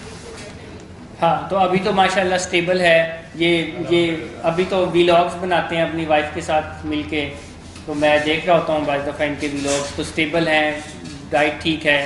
تو جب یہ سوچیں آئیں تو آپ کو پہلا سٹیپ یاد کرنا چاہیے. یعنی جب یہ سوچ آئے تو فوراً سے اپنے آپ کو پہلا سٹیپ یاد دلانا چاہیے کہ میں مان گیا ہوں کہ میں نشے کی اس بیماری کے آگے بے بس ہوں اور اس نے میری زندگی کو، بیماری نے میری زندگی کو غیر منظم بنایا. اپنے اس پیراڈائم کو شفٹ کرنا چاہیے، نہ کہ ہاں بیماری نے مجھے، میں کہاں پھنس گیا ہوں، علاج نے میرے اوپر یہ کر دیا. آپ پہلے سے زیادہ بہتر اور آزاد زندگی کی طرف سفر کر رہے ہیں اور میں بڑا پر امید ہوں کہ اگلے کچھ عرصے میں آپ زندگی میں جو ہے ترقی کرنے لگ جائیں گے، کام کاج کرنے لگ جائیں گے، جیسے کہ دیگر جو سینئر پیشنٹ ہیں، فیضان ہیں، اور کافی سارے پیشنٹس ہیں جو آتے ہیں. آج رمضان کی وجہ سے شاید بہت یعنی فالو اپ والے سینئر مریض کم آئے ہیں. بارش بھی ہو رہی ہے؟ اچھا مجھے نہیں پتا تھا بارش ہو رہی. سو ورنہ آتے ہیں اور وہ اپنا کام کاج کاروبار زندگی بڑے اچھے طریقے سے چلا رہے ہوتے ہیں اور ایک دن سمیٹ بھی کر رہے ہوں گے. تو یہ بیسیکلی اس کی مینپولیشن ہوتی ہے کہ مریض اتنا ہمارا، جیسے میں ایک لفظ استعمال کرتا ہوں نا کہ ہمارا مریض اتنا ٹیلنٹڈ ہے کہ وہ اڑتی چڑیا کے پر گن سکتا ہے، اتنا ٹیلنٹڈ ہے. تو وہ فیملی کے بھی پر گن لیتا ہے کہ ان کے پروں میں کتنا وزن ہے. تو اس کو پتہ ہوتا ہے کہ کہاں غصہ کرنا ہے اور کہاں نہیں کرنا، کہاں بدتمیزی کرنی ہے اور کہاں نہیں کرنی، کہاں دھمکی لگانی ہے اور کہاں نہیں لگانی. تو فیملی کے لیے یہ ضروری بات ہے کہ مینپولیشن میں آنا نہیں ہے، مینپولیشن کو ڈیفیوز کرنا ہے، مینپولیشن کو بڑھانا نہیں ہے. مینپولیشن پر جو میں نے ابھی تھوڑی دیر پہلے بات کی تھی کہ اگر آپ مریض کی مینپولیشن پر بات مانتے ہیں تو جو میں آپ قانون بتا رہا ہوں کہ آگے پھر ترقی ہوگی کس کی؟ مینپولیشن کی. یعنی ایک دفعہ اگر ضد کر کے رو دو کے یا اپنے آپ کو تھپڑ مار کے چپیڑے مار کے یا کچھ کر کے نقصان پہنچا کے مریض اپنی بات منوا لیتا ہے تو آگے اسی میں اضافہ ہوگا، یہی نشو و نما پائے گی، مسئلہ حل نہیں ہوگا. بعض دفعہ فیملی وقتی سکون کے لیے کہتے ہیں کہ کر دو، بٹ پھر وقتی سکون تو آ جاتا ہے مگر لانگ ٹرم جو سکون ہے وہ تباہ ہو جاتا ہے. تو اس لیے اس چیز کو ذہن میں رکھنا ہے کہ مینپولیشن ہو سکتی ہے. بلکہ ہمارا ایک پیپر ہے جو تمام فیملیز کو رٹا لگا لینا چاہیے، naan issues in out door treatment. تو وہ ہر مریض میں کچھ نہ کچھ نان ایشوز آتے ہیں، ہر مریض میں آتے ہیں. تو ان نان ایشوز کا فیملی کو رٹا لگایا ہوا ہونا چاہیے. فیملی کو لازمی وہ نان ایشوز والا پیپر نہ آؤٹ ڈور میں جب مریض ہو تو لازمی وہ پڑھ کے جو ہے سناتے رہنا چاہیے. کیونکہ اب آپ اس چیز کو یعنی سمجھیں کہ جو ریپیٹیشن ہے اس کا اثر ہوتا ہے، جو ریپیٹیشن ہے اس کا اثر ہوتا ہے. اور مارکیٹنگ ایجنسیز جو ہیں ریپیٹیشن کے اثر کا فائدہ اٹھاتی ہیں. مارکیٹنگ ایجنسیز کیا کرتی ہیں؟ بار بار کمرشل، کیونکہ جو بھی بات دہرائی جاتی ہے وہ ہمارے دماغوں پر اثر ڈالتی ہے. تو فیملیز کو بھی پہلے سے ایسی باتیں کرتے رہنا چاہیے، نان ایشوز پڑھتے رہنا چاہیے تاکہ اس سے پہلے کہ مریض کی بیماری ان کے اوپر حاوی ہو، علاج حاوی ہو. جمیل صاحب، یہ ذیشان صاحب کی شوگر لو ہو جائے گی کیونکہ 133 آئی تھی نا، آپ لنچ کر لیں. تو جیسے میں ابھی اپنے ہماری ایک میٹنگ تھی تو میں اس میں اپنے کچھ نئے لوگوں کے لیے لاہے عمل دے رہا تھا اپنی ٹیم کو کہ ان کو روزانہ بتاتے رہنا ہے. جو نئے لوگ ہماری ٹیم کا حصہ بنے تو میں اپنے جو ٹیم تھی ان کو بتا رہا تھا کہ ان کو میں ذمہ داری لگا رہا تھا کہ آپ کی ذمہ داری اس کو بتانا ہے، آپ کی ذمہ داری اس کو بتانا ہے.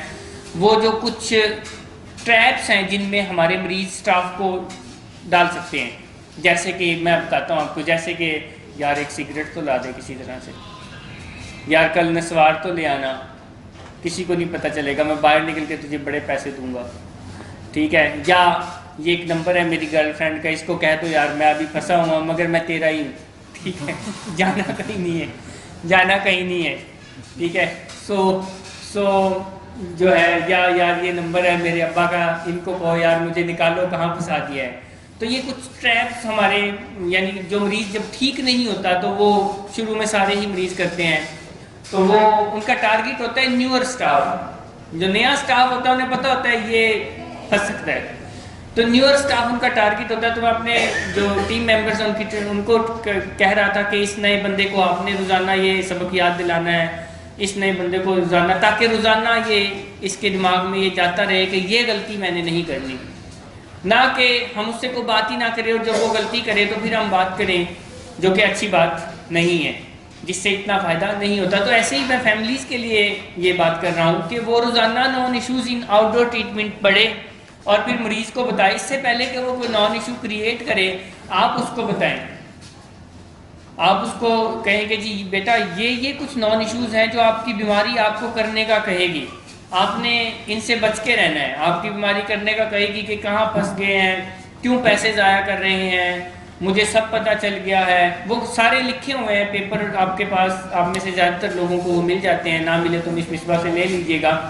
تو فیملیز کو وہ نان ایشوز پہ روزانہ 5 سے 10 منٹ گھر میں بات کرتی رہنے چاہیے کہ دیکھیں سمیر، دیکھیں فہد یا کوئی اور نعمان، ہم نے یہ سیکھا ہے، سائنس یہ بتاتی ہے کہ یہ کچھ اس بیماری کے ٹریپس ہیں جو کہ آؤٹ ڈور علاج میں بیماری مریض کے دماغ میں ڈالتی ہے اور پھر مریض فیملی کو فورس کر سکتا ہے۔ تو میں آپ کو پہلے سے ہی بتا رہی ہوں، being your wife, being your mother, being your father, میں آپ کو بتا رہا ہوں کہ بیٹا یہ سوچیں ہیں تو آپ نے سمجھ جانا ہے کہ یہ بیماری کی سوچیں ہیں، اور ریالٹی بھی یہی ہے کہ یہ بیماری کی سوچیں ہوتی ہیں، اور بیماری کا ٹارگٹ مریض ہوتا ہے۔ جیسے میں بتا رہا ہوں کہ ہمارے مریض کا ٹارگٹ ہمارا نیور سٹاف ہوتا ہے، اور وہ ہمارے نیور سٹاف کو ٹارگٹ کرنے کی کوشش کرتے ہیں، اور وہ بھی جو نیا مریض آتا ہے، ابھی اس کو سمجھ نہیں ہوتی، اس کو ہوتا ہے کہ میں کسی طرح سے نسوار منگوا لوں یا کسی طرح سے کوئی گھر پیغام پہنچا دوں یا کسی گرل فرینڈ کو پیغام پہنچا دوں، تو اس کو ہوتا ہے کہ یہ کروں۔ سو ایسے ہی مریض کے دماغ میں وہ باتیں آتی ہیں، تو آپ کو پہلے سے ہی روزانہ کی بنیاد پر پہلے 1-1.5 مہینہ کرتے رہنا چاہیے یہ باتیں۔ نان ایشوز کا پیپر نکالا، پڑھا، مریض کو پڑھ کے سنایا اور بتایا کہ بیٹا یہ باتیں تو نہیں، ان میں سے کوئی بات آپ کے دماغ میں تو نہیں آ رہی، اگر آ رہی ہے تو آپ ہمیں بتائیں، بٹ یہ آپ کے علاج کو متاثر کرے گی، اس سے بچ کے رہنا ہے، یہ آپ کی سوچ نہیں ہے، یہ بیماری کی سوچ ہے۔ جیسے عموماً میں ایک اور بات بھی کرتا ہوں، at the time of discharge میں کسی پیشنٹ سے یہ بات کرتا ہوں کہ آج آپ گھر جا رہے ہیں، اور یہ جو آپ کا گھر جانا ہے یہ بیسیکلی آپ کی فیملی ایک گاڑی لے کر آئی ہے، اور آپ اس گاڑی میں جا سکتے ہیں اور دوسرا آپ اپنی گاڑی میں بھی جا سکتے ہیں۔ تو میں سمجھانے کے لیے یہ بات کرتا ہوں کہ وہ جو فیملی کی گاڑی ہے اس میں اگر آپ جائیں گے تو وہ آپ کو گھر لے کے جائیں گے، اور وہ جو آپ کی اپنی گاڑی ہے وہ گاڑی آپ کی اپنی ہے مگر اس کا ڈرائیور بیماری ہے، اور وہ آپ کو وہاں لے جائے گی جہاں آپ نہیں جانا چاہتے، جیسے کوئی کڈنیپ ہو جاتا ہے، تو پھر آپ بھی روئیں گے اور فیملی بھی روئے گی۔ اور یہاں آنے سے پہلے کچھ ایسا ہی ہوا ہوتا ہے کہ مریض کی مرضیاں کوئی نہیں چل رہی ہوتی، وہ ایک ایسے چنگل میں پھنسا ہوتا ہے، ایسے گروہ میں پھنسا ہوتا ہے، بیماری کے گروہ میں، کہ وہ روز کہتا ہے میں چھوڑوں گا، میں یہ نہیں کروں گا، میں وہ نہیں کروں گا، میں ایسے نہیں جاؤں گا، میں ویسے نہیں جاؤں گا، میں یہاں نہیں جاؤں گا، میں وہاں نہیں جاؤں گا، اور پھر وہیں جا رہا ہوتا ہے۔ تو اس کا مطلب یہی ہے نا کہ وہ کسی گروہ میں پھنسا ہوتا ہے، اور جو کہ گاڑی اس کی اپنی ہوتی ہے مگر ڈرائیور وہ خود نہیں ہوتا، ڈرائیور وہ بیماری ہوتی ہے۔ تو میں اس کو سمجھانے کے لیے یہ بات کرتا ہوں کہ آپ نے فیملی کی گاڑی میں بیٹھنا ہے جس کی ڈرائیور فیملی ہے، کیونکہ وہ آپ کو کڈنیپ کر کے کسی ایسی جگہ یا ایسے مقام پر نہیں پہنچائیں گے جہاں پہنچنے کے بعد آپ پچھتائیں، آپ روئیں اور فیملی بھی روئے۔ مگر اگر آپ ایسا نہیں کریں گے تو پھر ایسا ہی ہوگا کہ آپ پچھتائیں گے، آپ روئیں گے، اور ظاہری بات ہے کون سے فیملی ممبر ہے جن کو خوشی ہوگی، ان کو بھی دکھ ہی ہوتا ہے، ان کو بھی تکلیف ہوتی ہے جب ان کا پیارا بیماری کے ہاتھوں کڈنیپ ہو جاتا ہے۔ سو سارے مریضوں کو اس بات کو سمجھنے کی ضرورت ہے، اور یہ جو پہلے 3-4 سٹیپس ہیں، ویسے تو سارے سٹیپس ہی اچھی طرح سے آنے چاہیے، ہم ان دور میں سکھاتے بھی ہیں، ان پہ تفصیلی کام بھی کرتے ہیں، مگر یہ پہلے 3-4 سٹیپس پہ تو رٹا لگا ہونا چاہیے کہ میں مان گیا ہوں کہ میں نشے کی اس بیماری کے آگے بے بس ہوں، اور اس بیماری نے میری زندگی کو تباہ و برباد کیا ہے، اس بیماری نے میری زندگی کو غیر منظم بنایا ہے، اور مجھے یقین آ گیا ہے کہ کوئی بالا تر ہستی ہے جو مجھے اس بیماری کے چنگل سے آزاد کروائے گی، اور میں نے فیصلہ کر لیا ہے کہ میں اپنی مرضی اور زندگی اس بالا تر ہستی کے حوالے کر رہا ہوں، اور اس کا فیصلہ مریض یہیں رہتے ہوئے کر لیتا ہے کہ وہ اپنی مرضی اور زندگی کس کے حوالے کر رہا ہے۔ فہد نے کس کے حوالے کیے؟ گھر والوں کے، گھر میں کس کے؟ دونوں کے پیرنٹس کے۔ اچھا سمیر، آپ نے بیوی کے حوالے کیے؟ تو پھر رات جو کیا آپ نے اجازت دی تھی وہ کرنے کی، تو پھر اجازت تو لی نہیں آپ نے۔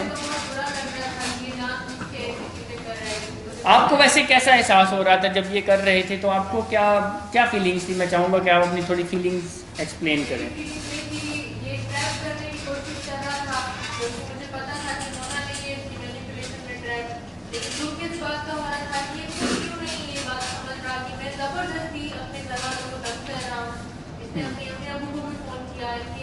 ابو بھی بیچارے تھکے ہوئے ہیں، تو وہ اس کی امی سے ہی تھوڑا سا جھگڑا کرنے لگے۔ پھر میں نے اس کو سمجھا کہ اگر تمہیں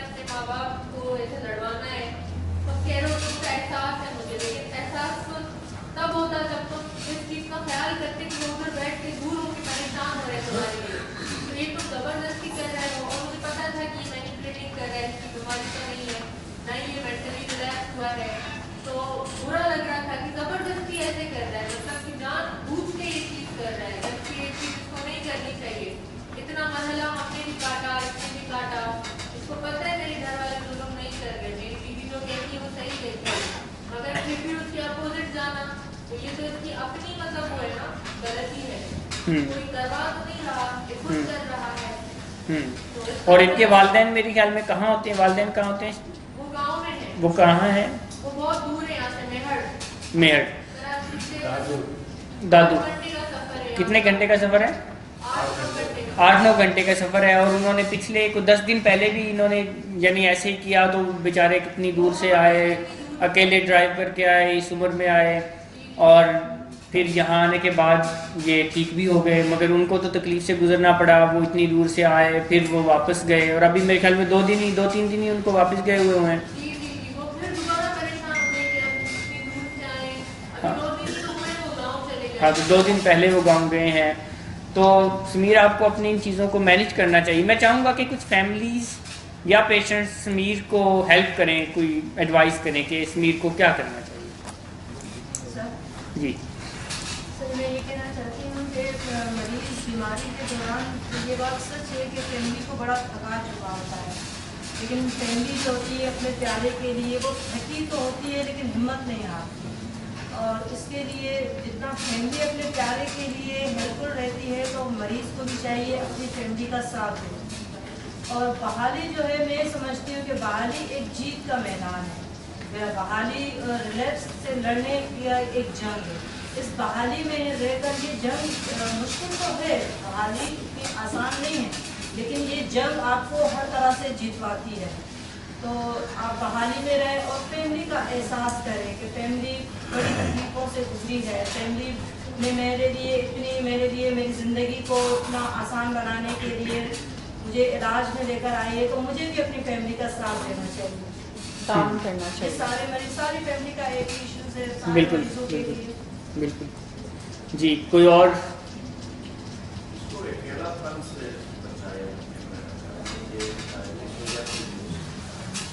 बट इनकी वाइफ तो 24 आवर्स आप इनके साथ ही हैं, ये साथ हुए।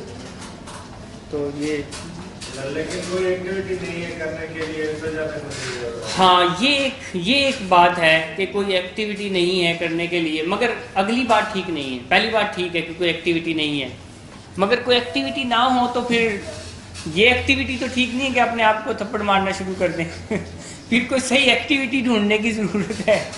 यानी तो क्या एक्टिविटी हो सकती है, बताएं जी, क्या एक्टिविटी? हाँ, आज हम समीर को हेल्प करेंगे जी। क्या एक्टिविटी हो सकती है? किचन में काम कर सकते हैं, किचन में काम कर सकते हैं, ठीक है जी, ये एक एक्टिविटी है। बुक रीडिंग कर सकते हैं, बुक रीडिंग कर सकते हैं, ये एक एक्टिविटी। क्या करते हैं? बुक रीडिंग में काम, किचन में काम भी कर रहा है। बुक रीडिंग करते हैं और किचन के काम भी करवाते हैं, गुड। वीलॉग्स भी तो बनाते हैं आप लोग, वो भी तो एक एक्टिविटी है।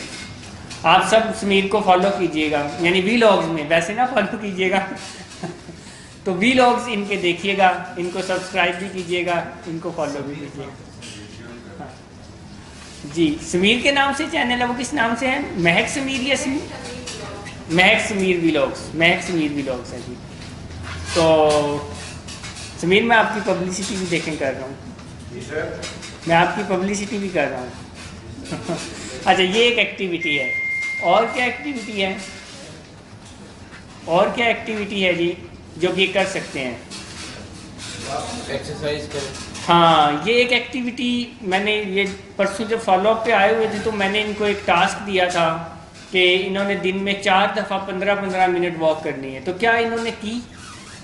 नहीं सर, बस 10 मिनट से थोड़ा कम कर रहे थे। सुबह की शाम में ही, रात में कह रहे थे मैं नहीं करूँगा।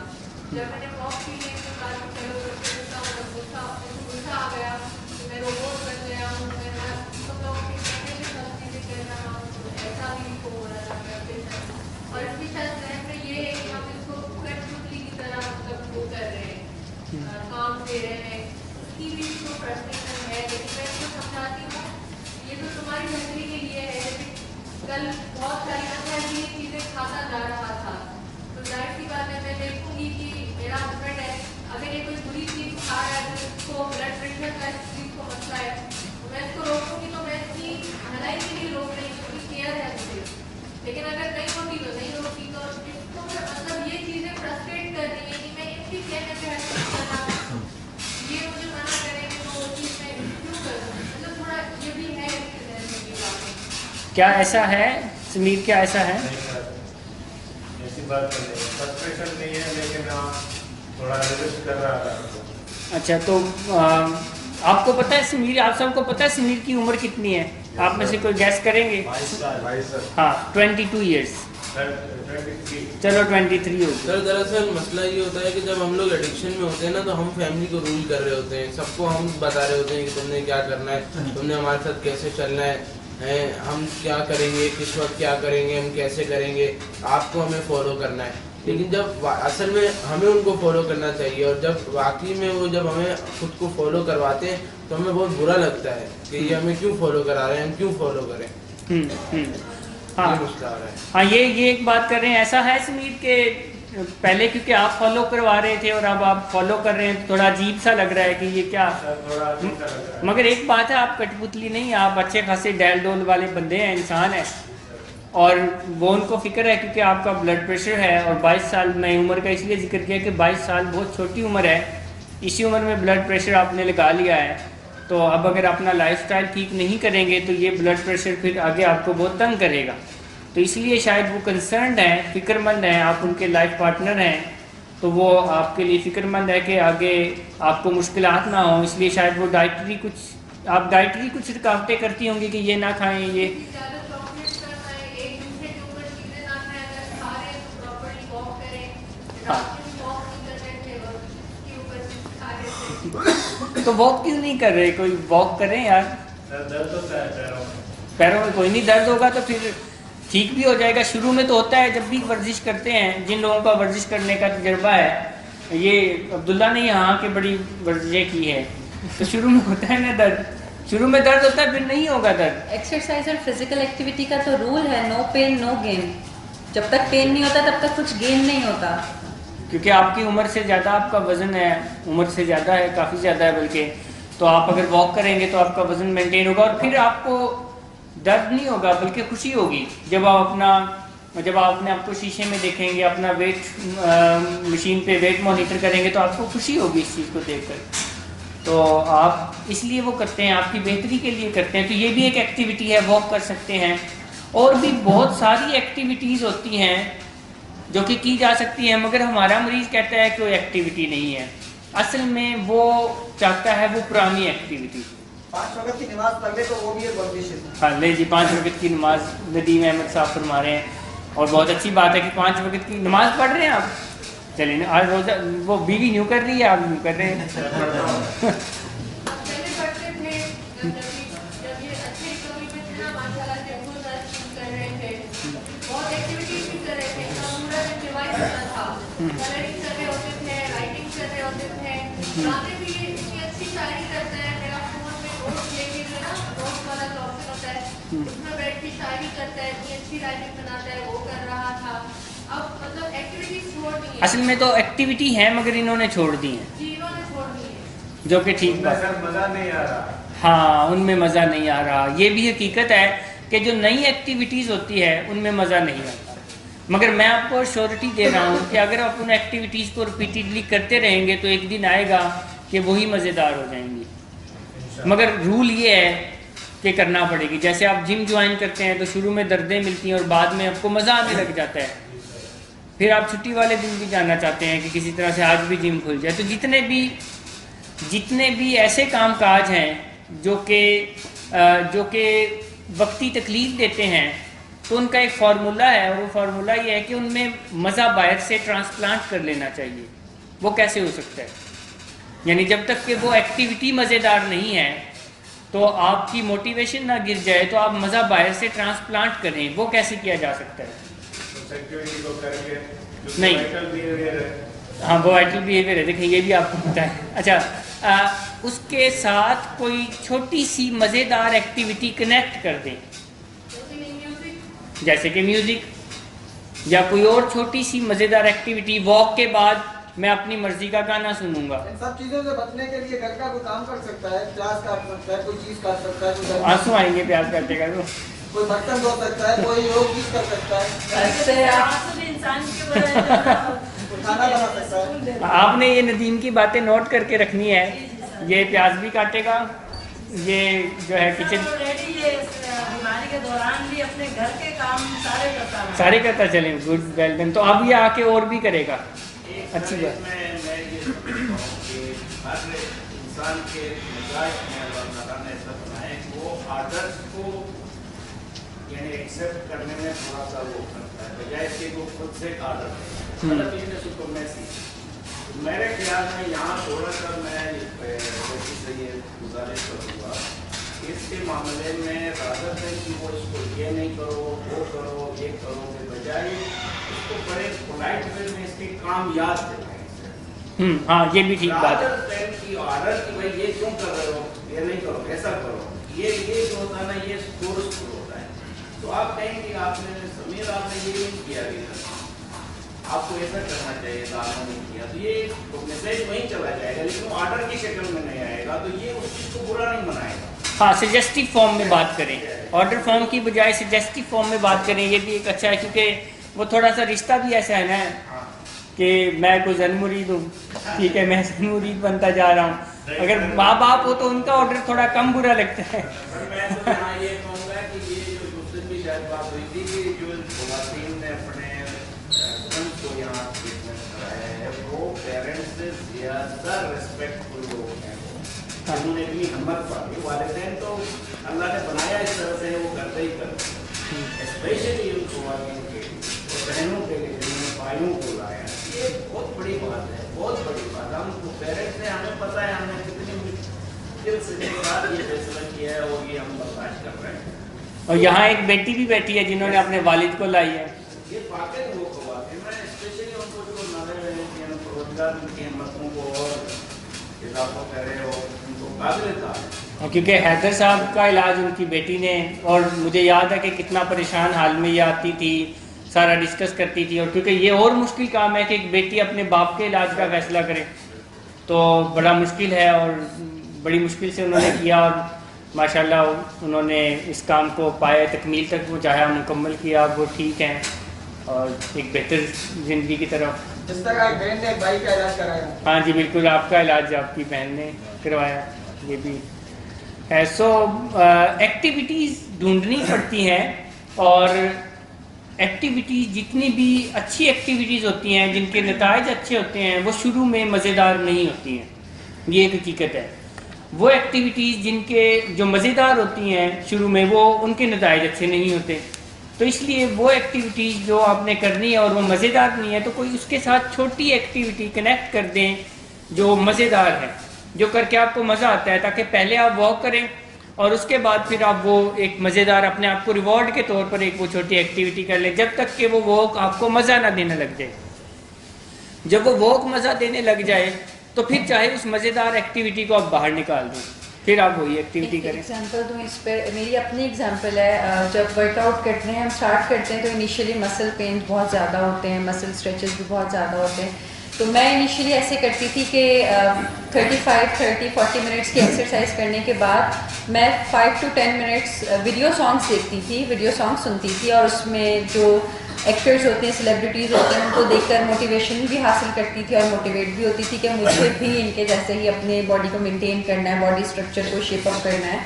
تو ایک فن یہ ہوتا تھا کہ میں میوزک کو انجوائے کر لیتی تھی, اور دوسرا یہ ہوتا تھا کہ مجھے موٹیویشن بھی ملتی تھی. اور یہ 1-1.5 ہفتہ جب تک مجھے مسل پین زیادہ رہنے لگ گئے تھے تب تک میں یہ کرتی تھی, اور اس کے بعد پھر وہ میری روٹین بن گئی اور مجھے وہ کرنا اچھا لگ گیا, تو وہ چیز پھر کنٹینیو ہو رہی. تو سمیر آپ بھی اور باقی پیشنٹس بھی اس طریقے سے اپنی مین وائٹل ہیبٹ کو یا وائٹل ایکشن کو کسی دوسری پلیجریبل ایکٹیویٹی کے ساتھ کنیکٹ کر کے, ایسوسیٹ کر کے اس ہیبٹ کو کنٹینیو کر سکتے ہیں.